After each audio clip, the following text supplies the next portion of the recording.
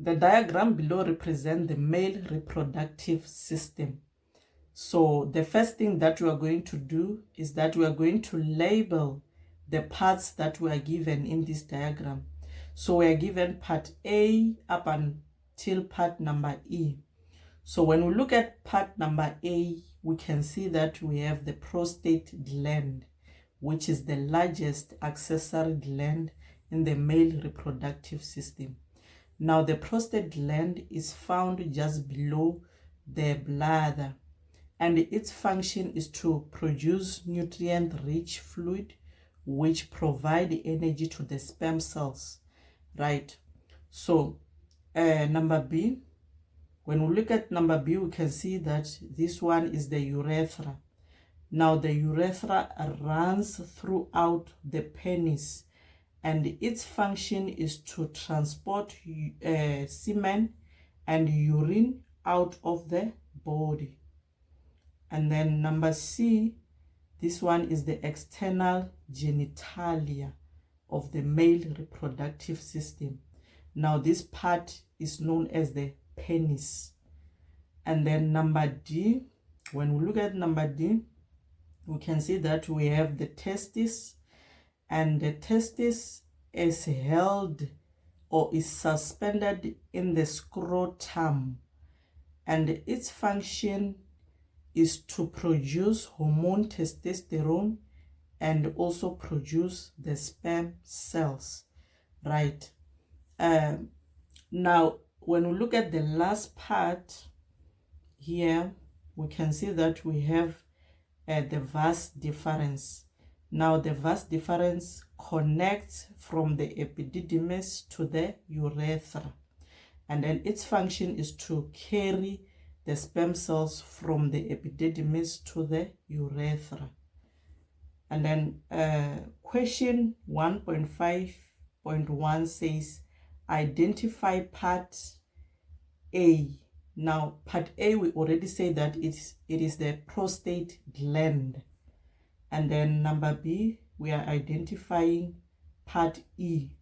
So part E is the vas deferens. Question 1.5.2 says, give the letter and name of the part that transport semen to the outside of the body. Now, remember that we are giving the letter and the name of the part, right? So the part that transports semen to the outside of the body is B, which is the urethra.